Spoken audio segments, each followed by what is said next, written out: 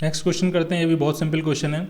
A ball of mass m thrown vertically upward, assume that force of air resistance has magnitude proportional to the velocity. ठीक है, कोई ball है m मास की और उसको ऊपर की तरफ फेंक दिया गया।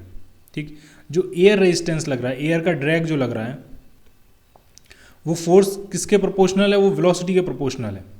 ठीक है, तो हम ऐसा लिख सकते हैं, अगर हम वेक्टर में लिखें तो एफ ड्रैग एयर ड्रैग है ये, इज इक्वल टू क्या होगा? तो वो होगा माइनस के टाइम्स वी। प्रोपोर्शनलिटी हटाया तो मैंने कांस्टेंट से मल्टीप्लाई किया। माइनस क्यों लगाया? माइनस इसलिए लगाया है क्योंकि फोर्स की हमेशा डायरेक्शन वेलोसिटी की अपोजिट होगी, इसीलिए उसको एयर रेजिस्टेंस कह रहे हैं। वो रेजिस्ट कर रहा है, वेलोसिटी की डायरेक्शन की अपोजिट लग के वेलोसिटी को क्या कर रहा है? रेजिस्ट कर रहा है। ठीक है, तो इस तरह से ये फोर्स होगा and direction opposite to the velocity, common sense की बात है ये। At the highest point ball's acceleration is, जब वो बॉल अपने हाईएस्ट पॉइंट पे पहुंचेगी, उस पॉइंट पे उसका एक्सेलरेशन कितना होगा? तो हाईएस्ट पॉइंट पे तो एक मोमेंट के लिए वेलोसिटी जीरो होती है। जब वेलोसिटी जीरो होगी तो एयर का रेजिस्टेंस भी कितना हो जाएगा? जीरो। यानी हाईएस्ट पॉइंट पे सिर्फ उस पर एक ही फोर्स लग रहा होगा, वो क्या होगा? mg। तो हाईएस्ट पॉइंट पे एक्सेलरेशन सिर्फ क्या होगा? उसका g। क्लियर? तो इसका आंसर क्या हो जाएगा? C part. ठीक है, अब अगर पूछा जाए जाते टाइम एक्सेलरेशन g से ज़्यादा हुआ या कम, आते टाइम एक्सेलरेशन g से ज़्यादा हुआ या कम, वो आपसे पूछा जा रहा है। ठीक है, जब वो पार्टिकल ऊपर की तरफ जा रहा होगा तो mg तो फोर्स नीचे लग ही रहा है, साथ में नीचे की तरफ और कौन सा लग रहा होगा? Air drag.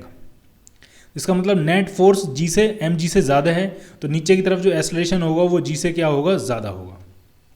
ठीक, अब जब वो वापस आ रहा है, ठीक है, जब वो पार्टिकल क्या हो रहा है? जब वो वापस आ रहा है नीचे की तरफ, यहाँ पे अलग से बना लेते हैं, जब वो नीचे की तरफ वापस आ रहा है तब कौन कौन से फोर्स लग रहे हैं? तो एक तो नीचे की तरफ mg लगेगा वेट, लेकिन उसकी वेलोसिटी नीचे की तरफ है, तो एयर ड्रैग कहाँ लग रहा होगा? ऊपर की तरफ।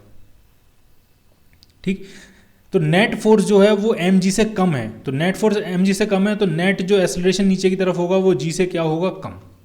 इसका मतलब जब अगर हम एयर ड्रैग काउंट करते हैं तो ऊपर की तरफ जाते टाइम एक्सेलरेशन g से ज़्यादा है, जो कि रिटार्डेशन की तरह काम करेगा। अभी हम सिर्फ मैग्नीट्यूड देख रहे हैं, तो जो एक्सेलरेशन है वो g से ज़्यादा है, और लौट के जब वो आएगा पार्टिकल तब एक्सेलरेशन g से कम है।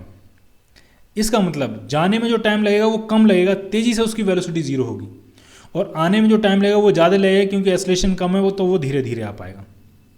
ठीक है, मैं फिर से रिपीट कर रहा हूँ, जाने में टाइम कम लगेगा क्योंकि रिटार्डेशन ज़्यादा है, तेज़ी से वेलोसिटी उसकी जीरो कर देगा। जहाँ तक भी जाना है वो तेज़ी से उसकी वेलोसिटी जीरो कर देगा, तो जिस हाइट तक भी पहुँचना है वो हाइट वो जल्दी अटेन कर लेगा।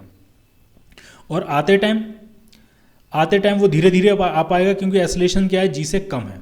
तो जाते टाइम अगर टाइम लग रहा है t1 और आते टाइम लग रहा है t2, तो जाने का टाइम क्या होगा?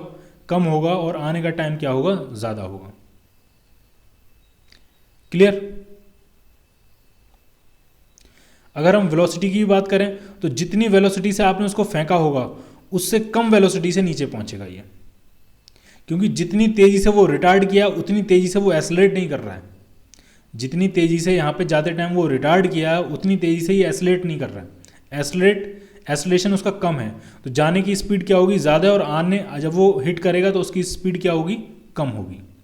क्लियर?